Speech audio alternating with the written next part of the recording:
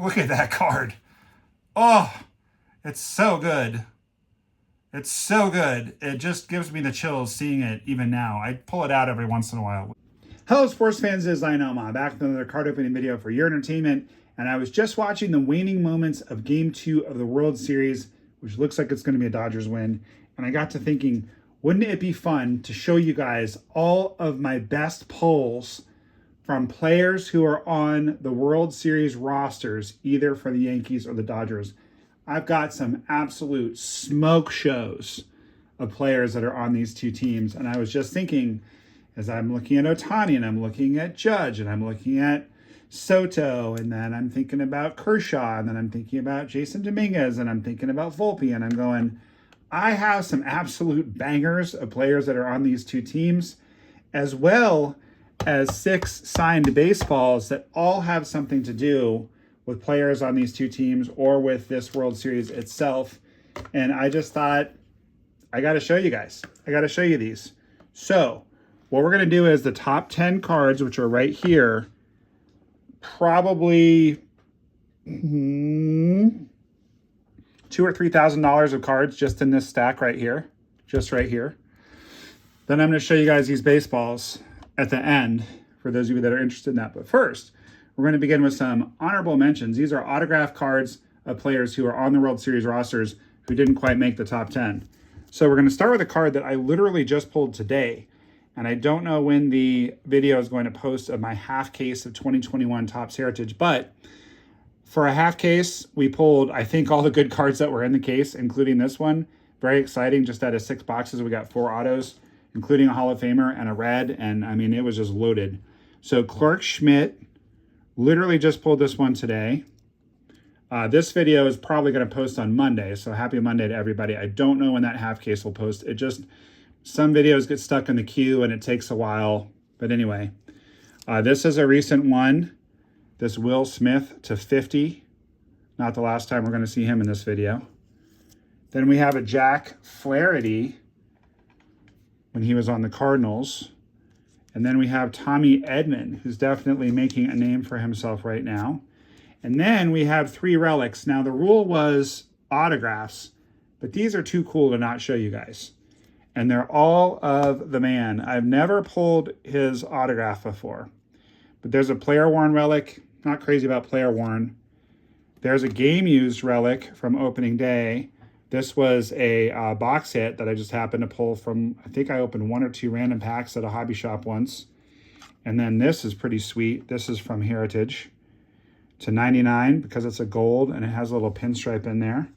So that's from actually 21 Heritage, same set I was just speaking about. So that's pretty sweet. By the way, I'm going to be selling the remaining case. So that's the kind of relic you could in theory hit. Okay, guys, let's begin with number 10. I told you that we would see him again. That's going to be a rookie auto of Will Smith. Any scratches you see are just on the, they're just on the one touch. Beautiful, beautiful card. Sticker auto, which I'm not crazy about.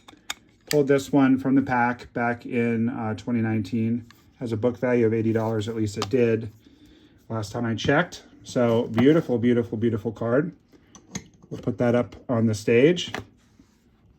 I hope you guys are having an awesome day. If you wouldn't mind popping that like button right now, that would really help me out. Really helps the channel to grow. Okay, number 9. This is an amazing card. Check that out. It's a Reverence Patch Auto to 5 of Walker Buehler. And again, because the one touch is a little dinged up, I'll give you a look at the raw card. Beautiful. Really hoping that he bounces back, because I own a couple of really great cards of his, including that one. We'll move the Schmidt, actually, because that's really thick. And I wanted to show you guys this card as well, just because it's freaking cool. Not an auto, but check that out. One of the printing plates that I've pulled over the years. It's actually falling down a little bit in the one touch, because these printing plates are pretty slim. But that's just an awesome printing plate, also from opening day. Pulled that one out of a hobby pack at Clark's. No, not Clark's. Carl's Pharmacy in Aspen, Colorado. If you ever find yourself in the Roaring Fork Valley, They do have cards at Carl's and Hobby Boxes. They're pretty expensive. They're overpriced, but we did pull that card there. All right, this is going to be a guy that we're going to see quite a bit of. Of all the superstars that exist, this is the guy whose autograph I pulled the most, and we're going to see quite a bit of him in this video. This is a Topps Now product to 99, 73 of 99 from MLB Network's Top 100 Players. He was number 4. Beautiful card of Juan gone. This was from back in 2022. So that is a sweet, sweet card. I don't know if yep, it'll stay on the stand, so that's cool. All right, number 7. Ooh, who could that be? He is on the World Series roster, although we haven't seen much of him yet. That's going to be Jason Dominguez. Now, this is a card that I did not pull out of a pack. I traded for it. And again, I'm not crazy about sticker autos, but I'm not crazy about the Yankees either. But I just had to have that card, and I had cards. It's to 199. I had cards that this guy wanted, and I wanted that card. So the Martian comes in at number 7. Now, at number 6, a redemption. It's going to be a 2022. Is that 22 or 23? 22, I believe. Juan Soto. Now, you might say to yourself, well, isn't the Martian card the numbered black parallel Martian rookie a better card than this one? Well, yes, until you see its mate. Look at that. Traded for this redemption, pulled this redemption. So look, how cool is that? Real one auto, both on card. The blue and red parallels. One book's for 200, one for 400. Those are from 2022 Topps Heritage. So I love those. Those little twin cards there. The red one obviously is the better of the two. And it took me forever to get the red redemption. As a matter of fact, they sent me a copy of the blue one, and I had to send it back to get the red one. In the meantime, I pulled the blue redemption, but I held on to it. I didn't send it in until I got my red because I didn't want to confuse Topps. I was like, no, we're not gonna mess with this anymore. Anyway, so I've actually held this card, not this exact one, but that one twice in my hands, but I had to send it back the first time. All right, number 5. Once again, if you're a fan of Topps Heritage, you know that the reds are hard to pull. So this is 5 out of 72 out of 2021 Topps Heritage. That's the best pull I've ever had out of that particular product. And then at number 4, none of these cards, by the way, are for trade or for sale, so please don't ask. These are all PC cards. Although, actually, take that back. For the right price, I might trade the Reverend Bueller patch. This card is extremely special to me because my mom passed away a couple years ago. Probably a lot of you have seen the cardinal tattoo I have, which is in honor of her. She used to say, look for the signs. So you can kind of see it says LFTS in there. And she loved Cardinals. So there was a day that I was really, really, really missing her. And I had been opening a box of 2020 Topps Heritage, and I'd already pulled the relic. So I figured, you know, I've already pulled the hit, but it's a really early video on the channel. It's still there. I think it's in the Best of No Ma Loves Ya playlist when I pulled this card. And I went nuts because in a Topps Heritage box, you either get an auto or a relic. And I have noticed there were some collation issues in 2020 where you would get sometimes 2 relics. But I've never seen a box that had a relic and an auto in it ever until this time. And it felt like it was kind of a little gift from Mom because it's such an amazing card. Look at that. Another red Heritage Soto. And again, this was from a pack that I'd already pulled the hit out of the box. So it was like impossible odds that we would get that card. Just insane. So look at that. Look at that little trio of red. 20, 21, 22.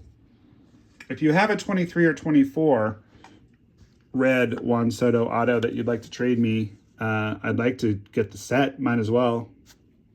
I think the 2019 and 2018 would be prohibitively expensive, but maybe I should go after those and just PC all of them.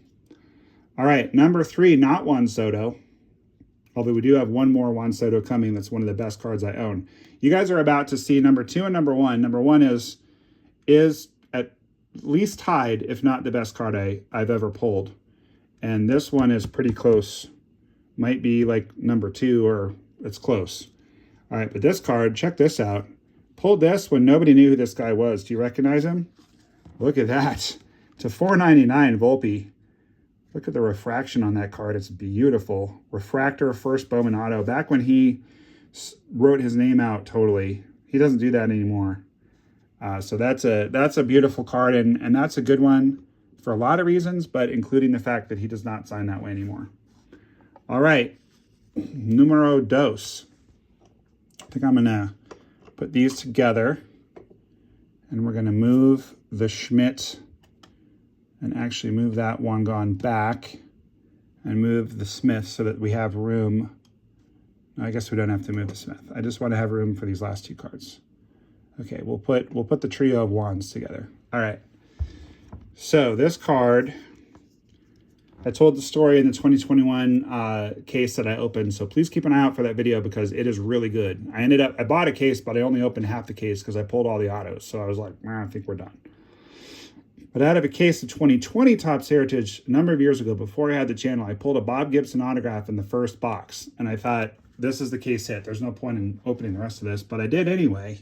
In the very last box, I'm so glad. I thought about getting rid of that, but I'm so glad I didn't, because look at this. When we were on vacation in Colorado, outside of Aspen, but near, you know, and that's where I would go to Carl's sometimes. But I will never forget sitting at the table pulling this card.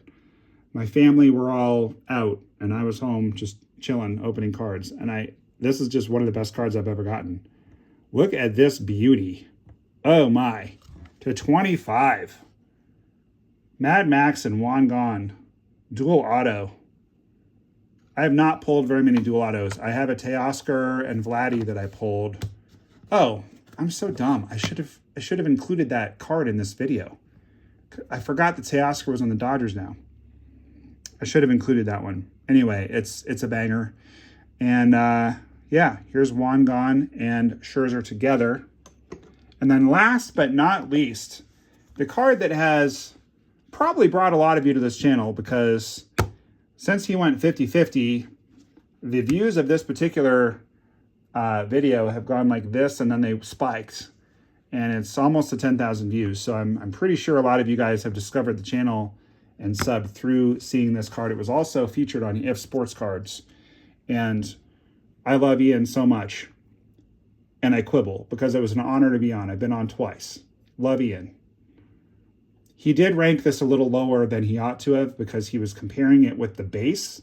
But this one is to 25. If he'd have compared it to other ones to 25, I would have been higher up on the list. I would have been like 4th instead of like 6th or 7th. I don't remember. You probably know who it is. I'll reveal it from the bottom just so that you can enjoy not seeing his name right away. Oy vey, look at that card. Oh, it's so good. It's so good. It just gives me the chills seeing it even now. I pull it out every once in a while. It lives in the safe, of course. It is going to be to 25. Look at that. 15 out of 25. It's an on-card auto. Pulled it out of a 2022 Topps Series 2 hanger while I was looking for the short prints of Bobby, Torque, and Julio. The box cost me $10. This card is worth, I'm guessing, at least $2,000. So, yeah, boom. Goes the dynamite. And there goes the Volpe card. I better grab that, both for aesthetics and so we don't lose him down behind the desk here. Come on, Anthony. All right, we're good. Okay, now, so those are the best cards I have of players that are in the World Series right now, with the exception of the Vladdy Teoscar card, which I feel badly now that I didn't include that. I'll see if I can fish it out, but I just went on a deep dive through my cards to pull all these, and I don't have the time or energy right at the moment to go do it again, but I'll see. We'll see. All right, so this guy is not playing in the World Series by any stretch, but he is commentating. That's Alex Rodriguez down in Florida, rehabbing one time, and I happen to be down there. So that's cool. Alex Rodriguez baseball autograph. And then this one, another guy who's commentating on the World Series, Harold Reynolds. Now, the reason I wanted to share that ball is that where I got that signed was at the I was at the 2018 World Series. I've been to 2 World Series games, both were Dodgers. This was the 2020 World Series, the COVID-shortened season. And I saw Harold Reynolds standing next to me wearing a mask. We were all wearing masks. This was in Arlington, and he signed that ball for me. All right, now, check out this ball. In light of Freddie Freeman hitting that home run, I had to show you guys my Gibby ball. I got this autograph from Kirk Gibson back when he was the Arizona Diamondbacks manager. Signed it for me outside the team bus once. Beautiful, beautiful ball, game-used ball. All these balls that I get signed, I get them at batting practice or at spring training. I've got literally hundreds of them. As I've gotten older, I've stopped ball hawking so much for my own. Every now and then I'll ball hawk and get a ball signed, but at this point I'm like bringing balls with me to the game to give to kids because I have so much stuff, and that's a blessing. I don't mean to complain by any stretch am I complaining, but I'm just saying, like, at this point I'm like I don't need it. All right, then let's talk about the man who called that particular home run. It's Vin. Got to meet him once at Coors Field, and he signed this ball for me. Beautiful, Vin Scully. Woo! What a legend. What a legend, Vin Scully. All right, I'm going to put all these balls back in my locked case momentarily. All right, then how about this one? Not pitching in the World Series and not on the roster, but I had to show you guys that. Clayton Kershaw. Also got that one signed at Coors Field back when I lived in Colorado. Funny story about this ball is he was signing, and I always kind of get out of the way and let the kids, get it, and then I'll try to get one at the end. So at the very end, I was like, Mr. Kershaw, would you please sign one more? And he kind of laughed, and he was like, just one? And I was like, yeah, it's for me. I'm not going to sell it. And he signed it.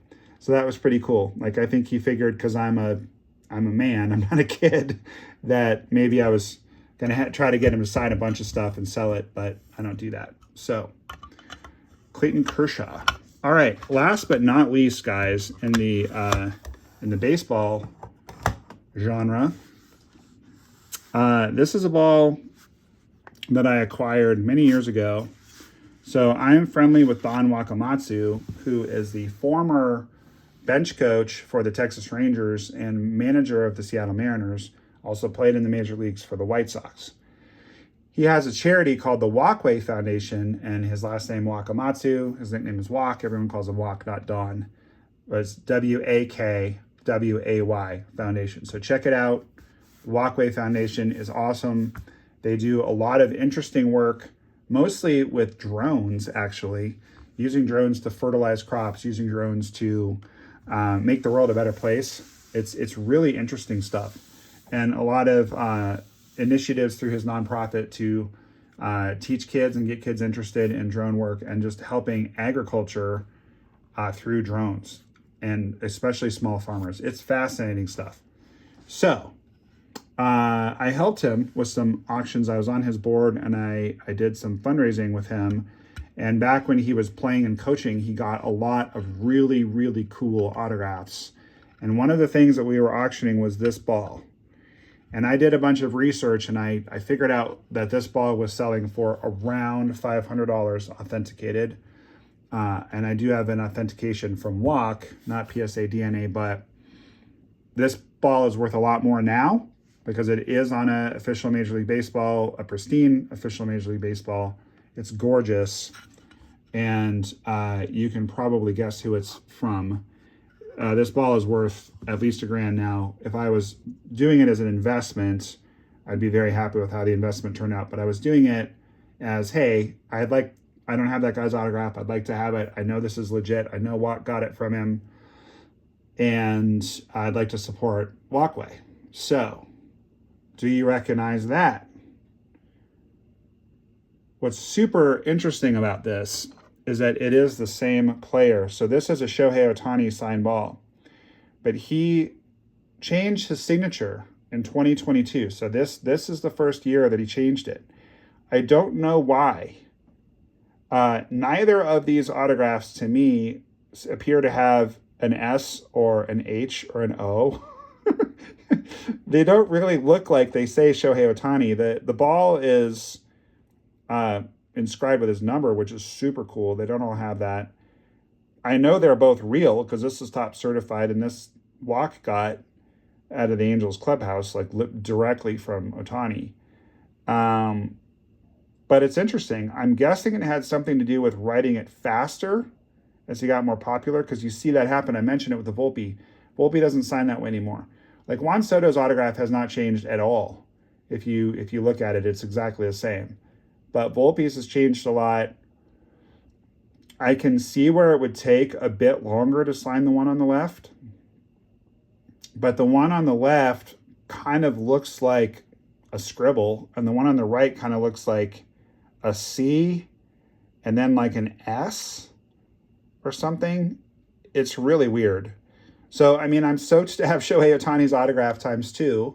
Obviously, I bought this ball or donated to Walkway for it before I pulled this card. But that's just an interesting little side-by-side comparison that Shohei Ohtani did change his autograph.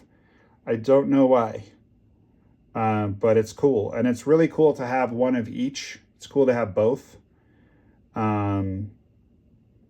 And now, like, hearing myself say out loud, even though my display case is locked, how much this ball is probably worth, I think it's going to go in the safe when I put all these cards back in the safe, because I don't think I want it sitting out. Not to mention that light over time can damage it. So I like having it out so I can look at it. But yeah, I think this is going to go in the safe now. So I hope you enjoyed the bonus footage of all of the cool baseballs kind of associated with this World Series. I also have a Fernando Valenzuela card that he signed for me in person many years ago. And I know where it is, but this is going to be kind of hard to explain. It would have taken me a really long time to pull out all of the boxes in my safe that come before I get to my IP autographs, if that makes sense. And I've also got a couple of card tables set up over there because I'm doing a big reorg. So to make a long story short, I didn't have the time it would take to pull that out, but obviously it's amazing. It's a Fernando Valenzuela autograph. So anyway, I hope that you guys enjoyed watching this little trip through the best autographs that I have of players that are in the World Series. I just thought it would be a fun little video to do. I hope you guys agree. Let me know if you'd like me to do more videos like this. I've been thinking about doing a best of where it's like the best cards in my collection, the best cards that I pulled before I had the channel, just so you guys can see some cards that you might not have seen before, the best cards I pulled since having the channel. If you want to see those kinds of videos, let me know in the comments. If you prefer not to see those kinds of videos, it won't hurt my feelings. I'm trying to give you guys content that you want to see. So most of the videos are card opening videos. Some of them are previews of upcoming products. Some of them are like, if I'm traveling on board, I'll go pull a bunch of images off of eBay of cards I think are a ripoff, and I'll put together ripoff videos. But I want to do stuff that you guys are interested in. So just let me know. Let me know what you want to see. So one last look at that beauty. Either this or the Vladdy Chrome Rookie Auto /5 are the best cards in my collection, but probably the Shohei. That one is certainly top 10. And then just the triumvirate again of the red Wangons. And as you can see, his signature just hasn't changed at all from year to year. It's just the same every year. And I mean, it's kind of amazing that we have the 3 reds. Then the other really big one is the Volpe. So I hope you guys enjoyed seeing this. It'll be interesting, 5 years from now, maybe this one is the top in the top 3, but right now it's not. He's just all potential. So guys, before we go, I just had to come back, and I just couldn't in good conscience finish this video without showing you those 2 cards that I mentioned. So here we go. First, we have the dual auto to 25. It's Vladdy and Teoscar. I love that card so much. I pulled that card, I don't know, a couple years back, and the video of it is on the channel. It's back when I did the thumbnails a little differently. It shows Vladdy rounding the bases. I believe it's in the best of MLB Loves You playlist, but awesome card. These guys both have, their value has gone up quite a bit since I pulled that card. So that's just even more awesome than it used to be. And just have to show this out of respect. So many years ago, it might have been the same night actually that I got Vin Scully, now that I think about it. I don't remember if I ended up there by accident or if I went up there on purpose to try to get Vin Scully's autograph, or if I had a seat on that level. But I do recall this was a long time ago. This was like, oh boy, 20 plus years ago. But I used to go to Coors Field all the time when I lived in Colorado the first time. And I was in grad school and I had a lot of time just on my hands. I would go a lot. It was cheap. It was fun. I would go. And I think I got it in my head that I could maybe meet Vin Scully if I kind of hung around the press box. And I sure enough did. But then also, when the game was over, Fernando came out. And he didn't speak English very well. And I think he was very, very, very shy. Like, he didn't super want to sign. Like, Vin Scully was like, "Hey, Dodgers fan, nice to meet you. Happy to sign." I mean, that's not a good Vin Scully impression, but he sounded exactly the way in real life that he did on the radio. And he was like that in person. Fernando was very demure, very shy, but he was a Spanish language broadcaster for a very long time. After a while, he understood what I was asking. Either he didn't understand at first or he just didn't want to. After a while, he either then understood or just decided to acquiesce so that I would leave him alone. And I wasn't being mean. I say leave me alone kind of tongue-in-cheek, but I mean, it was, whatever. At any rate, he did sign it. I had a 1990 Topps card of his. I don't know why.